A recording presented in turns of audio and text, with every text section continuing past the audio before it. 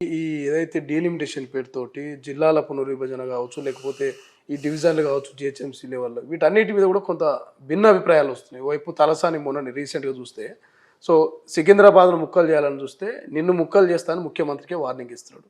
So ఇటువంటి స్టేట్మెంట్ల మీద మీరేం కామెంట్ చేస్తారు? ఇప్పుడు ఎవరన్నా సికింద్రాబాద్ను ముక్కలు చేస్తానన్నారా? అంటే తలాతోక లేని స్టేట్మెంట్స్ అవి. ఆడ ఉండి హరీష్ రావు ఉండి సిద్దిపేటను తీసేస్తారట అంటాడు. సిగ్గు లేదా మీకు? సిద్దిపేటను తీసేస్తా అని ఎవరు చెప్పారు మీకు? లేదు మన కేటీఆర్ పోతారు ఇక్కడికి, ఏవో గద్వాలను తీసేస్తారట, నారాయణపేటని తీసేస్తారట. మీకు ఎవరు స్టేట్మెంట్ ఇచ్చిండ్రా పోయి? నాకు అర్థం కాదు. మీకు మీరే అందుకనే సోయిలేని ప్రతిపక్షం అని ఎందుకంటే రెచ్చగొట్టి లబ్ధి పొందాలంటే ఇక మిమ్మల్ని ముక్కలు చేయడం మాకు సాధ్యం కాదా ఏంది? అంత పెద్ద పోటు మనగల్లా మీకు? అసలు ఏడ ఉన్నారు వీళ్ళు? ఉద్యమాల్లో ఏడ ఉన్నారు? రాజకీయాల్లో ఏడ ఉన్నారు? ఎక్కడనో మూలకు అయ్యసాటు కొడుకులు లెక్క మా అల్లుడు లెక్క ఆయన అసలు తలసాని శ్రీనివాస యాదవ్ మూమెంట్లో ఉన్నాడా? అసలు ఈ జిల్లాలు ఏర్పడు పక్కన పెట్టు. ఆ రోజు కేసీఆర్నే ముక్కలు చేస్తానే, నువ్వు మా స్కూల్ నుంచే వచ్చినావు అనేది ట్రెండింగ్ కావట్లే. కాబట్టి ఈ నైతికత లేని స్టేట్మెంట్స్ వల్ల, లేకపోతే ఇవ్వని స్టేట్మెంట్స్ను కౌంటర్ చేయడం వల్ల వచ్చే అదనపు ప్రయోజనం ఉండకపోగా వాళ్ళకే అది సెట్ బ్యాక్ అవుతుంది అనే విషయం గుర్తుంచుకోవాలి. ఈరోజు జిల్లాల పునర్విభజన అనేది శాస్త్రీయంగా ఉంటే బాగుంటుందనే ఆలోచన, ఒక ప్రాథమిక ఆలోచనకు వచ్చిన తర్వాత ఒకవేళ చేస్తే ఎట్లా ఉండాలనేది ఒక రిటైర్డ్ జడ్జితోనో లేకపోతే ఒక కన్సర్న్డ్ ఎవరైతే ఆ అంశాల పట్ల అవగాహన ఉంటుందో వాళ్ళతో ఒక కమిటీని అవన్నీ ఒక ఆలోచన చేసిండు.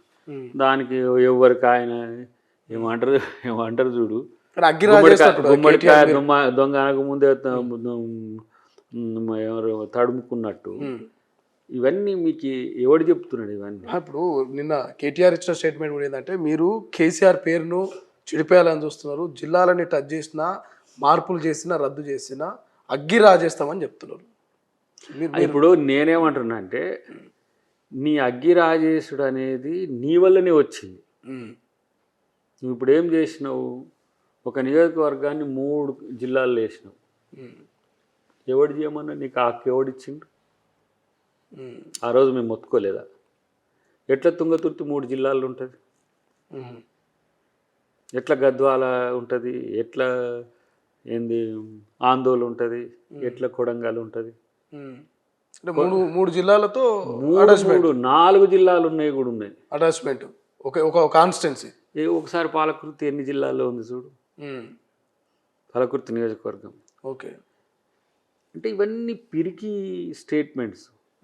అసలు అట్లా చెయ్యమన్న దేవుడు వాటిని రిడ్రెస్ చేసుకునేటప్పుడు మనకేంది పునర్విభజన చట్టంలో మనం ఏం చేసినామంటే 135 నియోజకవర్గాలు చేసుకోవడానికి వెసులుబాటుగా చట్టం చేసినాం. దాని మీద సరైన కొట్లాటలేక సుప్రీంకోర్టు స్క్వాష్ చేసేదాన్ని.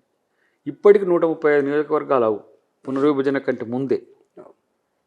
మళ్ళీ డీలిమిటేషన్ వస్తే మనకు దాదాపు 175 పైచిలకు నియోజకవర్గాలు అవుతుంది. వీళ్ళ అలసత్వం వల్ల, వీళ్ళ వెకిలితనం వల్ల, వీళ్ళ చేతగాంతనం వల్ల జిల్లాలు చేయొద్దని ఎవడన్నాడు రా? మిమ్మల్ని ఎవడన్నా అడ్డుకున్నాడా? కానీ ఇష్టానుసారంగా ఇప్పుడు ఒక జిల్లా 7, ఇప్పుడు నేను రంగారెడ్డికి ఇన్ఛార్జిగా ఉన్నా కదా, 7 కాన్స్టిట్యున్సీలు ఉంటాయి. మీరు వనపర్తికి రండి, గద్వాలకు రండి, లేకపోతే జనగాంకి రండి. జనగాం కూడా నేను అప్పుడు ఎలక్షన్ ఇన్ఛార్జ్, మా ఇంటర్నల్ ఆర్గనైజేషన్ ఇన్ఛార్జ్గా ఉన్నా కదా, 2 నియోజకవర్గాలే. స్టేషన్ గన్పూర్ కొంత వస్తుంది, పాలకుర్తి కొంత వస్తుంది, తర్వాత జనగాం కొంత వస్తుంది జిల్లాది. మళ్ళీ చేర్యాల అటు మెదక్కు మన సిద్దిపేటకు పోతుంది. ఇట్లా అశాస్త్రీయంగా చేయడం కాదు, పిచ్చోడి చేతిలో రాయన్నట్టు పిచ్చి గీతలు గీసిండు మొత్తం. మరి అంటే ఏ కాన్సెప్ట్లో గీసి ఉండొచ్చు? ఇప్పుడు కేసీఆర్ 80,000 పుస్తకాలు చదివిన మీద ఏమంటారు, ఆయన ఒట్టిగానే 33 జిల్లాలు చేసి ఉండవచ్చు కదా. సో ఏదో ఒక కాన్సెప్ట్లో చేసి ఉండొచ్చు. ఇప్పుడు డిమాండ్లు వచ్చినాయి. ఆ రోజు డీకే అన్నమ్మ ఉండి నాకు గద్వాల కావాలి టెక్నికల్గా ఇది ఇట్లా అని చెప్తే ఇచ్చినావు, సరే. సీతక్క వీళ్ళందరూ కలిసి ములుగు మాకు కావాలంటే చేసినావు, సరే. ఒక యూనిక్నెస్ తయారు చేయాల్సిన అవసరం ఉంది. ఇప్పుడు వరంగల్ను 5-6 జిల్లాలు చేసిండ్రు. వరంగల్ అని అస్తిత్వమే పోయింది. హన్మకొండ వరంగల్ వేరుగా లేవు కదా మనకు, హైదరాబాద్ సికింద్రాబాద్ లెక్కనే ఉంది కదా. జనరల్ ఇప్పుడు కూడా మనం హైదరాబాద్ సికింద్రాబాద్ను పరిపాలన సౌలభ్యం కొరకు జిల్లాలుగా మార్చుకున్నాము. కానీ వాస్తవానికి నువ్వు హైదరాబాద్ సికింద్రాబాద్ ఖైరతాబాద్ను విడివిడిగా చూస్తావా? సో ఇక్కడ ఏంటంటే ఒక ప్రామాణికత ఉండాల్సిన అవసరం ఉంది అనేది ఆలోచన ఇప్పటికీ. దానికి నువ్వేమని ఉంటే సజెస్ట్ చేయి. మనోడు తలసాని ఉన్నాడు, సికింద్రాబాద్ ఉన్నది, అంతా సికింద్రాబాదో, షేర్లింగంపల్లో, సనత్ నగరో, లేకపోతే ఇవన్నీ కూడా అన్నదమ్ములు లెక్క ఉండటంలో ఇప్పుడు వచ్చి ఎట్లా విడదీస్తారు అనేది ఆయన కాన్సెప్ట్. విడదీసని ఎవరు చెప్పిడు నీకు? అది ఆ తలకాయ లేనుడు ఎవడు చెప్పింది నీకు అనేది నేను అడిగేది. ఇప్పుడు లష్కర్ ఉంది, ఇప్పుడు సికింద్రాబాద్ వద్దని బీజేపీ ఆయన అంటాడు ఒక ఆయన. నేను ముస్లిం పేరు ఎందుకు భాగ్యనగర్ అని పెట్టాలంటాడు. ఇవన్నీ ఎవరి ఆలోచనలు వాళ్ళకు ఉన్నాయి. ఆలోచనల నుంచి మనం కాన్సెన్ట్రేషన్ తీసుకునే ప్రయత్నం చేయాలి. అది గతంలో చేయాల్సిన అవసరం ఉండే. గతంలో కూడా హైదరాబాద్, సికింద్రాబాద్, ఖైరతాబాద్ ఇట్లా ఉండేటప్పుడు కూడా మనం విభిన్న వర్గాల నుంచి వచ్చే ఆబ్జెక్షన్స్ కానీ వాళ్ళ యొక్క నిర్మాణాత్మక సూచనలు తీసుకోవాల్సిన అవసరం ఉండే. ఇప్పుడు ఆ అవసరం ఉందా లేదా అనే దానికి కూడా ఒక కమిటీ వేస్తారు, జిల్లాలు పునర్విభజన చేస్తారు. ఇప్పుడు ప్రీవియస్ మూమెంట్ టైంలో కూడా ఒక ఆలోచన ఏముండే అంటే 17 ఎంపీ కాన్స్టిట్యున్సీలను మనం 17 జిల్లాలు చేసుకుందాం. ఇక అప్పుడు సమస్య రాదు, ఏ పార్లమెంట్ ఆ జిల్లా సపరేట్ జిల్లా అవుతుంది. మనం అక్కడికి రెవెన్యూ డివిజన్స్ ఎన్ని వచ్చినా ఏం కాదంటే భౌగోళికంగా ఉండే అటు ఇటు మల్కాజ్గిరి లాంటి కొన్ని, హైదరాబాద్ లాంటి పెద్ద పార్లమెంట్లు ఉంటాయి, బట్ భౌగోళికంగా చాలా నేరోగా ఉంటాయి. కానీ అదే భువనగిరి ఉన్నది అనుకోండి, అటు జనగాం నుంచి ఇటు ఇబ్రహీంపట్నం వరకు ఉంటుంది ఒక స్ట్రెచ్. అట్లాంటప్పుడు ఒక 3-4 జిల్లాలు కలుస్తాయి. అలాంటి వాటిని మనం ఒక జిల్లా చేసుకుందాం అనే ఆలోచన అప్పట్లో ఉండే. కానీ మనోడు ఆ 33 ఎందుకు చేసిండు అనేది, దాని ప్రామాణికత ఏంది, దాని ప్రాధాన్యత ఏంది అనేది కూడా మనకి ఇంతవరకు తెలియదు. ఇప్పుడు చేసిన వాటిని విడగొట్టడం అంటే ఎవరికైనా మనసు చివుక్కుమంటది. అలవాటు పడిపోయింది కొంత. ఏంటి, జనగాంకో కలెక్టరేట్ వచ్చింది, లేకపోతే వరంగల్కో కలెక్టరేట్ వచ్చింది, ములుగుకో, ఇప్పుడు సూర్యాపేటకో కలెక్టరేట్ వచ్చింది. ఇట్లా ఆ డివిజన్ వల్ల ఏంటంటే ఎసెట్స్ క్రియేషన్ అయినాయి, వాటికి అలవాటు కూడా పడ్డరు జనం. అలాంటప్పుడు వాటిని అట్నే ఉంచుతూ ఏ విధంగా మనం న్యూ క్రియేషనా లేకపోతే ఎడిషన్స్ వాటికే తీసేస్తారని ఎవరేం చెప్పలే. చెప్పకముందే వీళ్ళే ఉత్తరాధిక్యాన్ని ఏదో ఇప్పుడు కృష్ణా జలాల మీద అన్నట్టుగా సెంటిమెంట్ అగిస్తానికి చేసినట్టుగా చేస్తున్నారు తప్పితే దాంట్లో పెద్దగా సీరియస్నెస్ అనేది నాకు కనపడలే.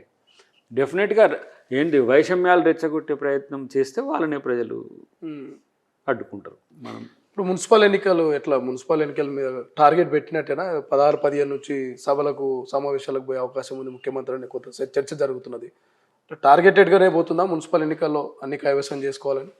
ఆల్మోస్ట్ ఆల్ మున్సిపల్గా జరగాలి కదా. జిహెచ్ఎంసీ కూడా, అంటే జిహెచ్ఎంసీ దానికి కూడా మళ్ళీ రిడ్రెసల్ ఉంది కదా, తూర్పు పశ్చిమ అని లేకపోతే నార్త్ ఇట్లా అని కొత్త వస్తున్నాయి, నార్త్ సౌత్ అని.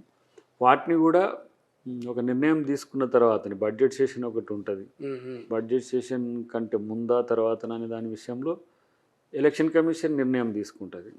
తర్వాత లోకల్ బాడీస్లో కూడా మనకు ఎంపీటీసీ, జెడ్పీటీసీ, జిల్లా పరిషత్తులు ఉన్నాయి. సో వాటి విషయంలో కూడా టైంకు పెట్టాలనే ఒక ఒత్తిడి కూడా వస్తున్నది. ఇదేం సర్పంచ్దేం అందరి కోర్టుల కేసు కూడా వేసింది కాబట్టి మనం ఇక వెళ్ళాల్సిన పరిస్థితి వచ్చిండే. బట్ ప్రిపేర్ అవుతున్నది ప్రభుత్వం అనేది అయితే మీకు కనబడుతూనే ఉంది. దాన్ని చేసుకుంటే కూడా మంచిదే. ఎందుకంటే ఇప్పుడు కొత్త హద్దులతో ఏర్పాటవుతున్న మున్సిపాలిటీలన్నిటికి కూడా పరిపాలన వస్తే ఇంకా మరింత మెరుగైన ప్రభుత్వాన్ని మనం అసలైన తొలి వెలుగు. ఫాలో వాట్సాప్ @తొలి వెలుగు official.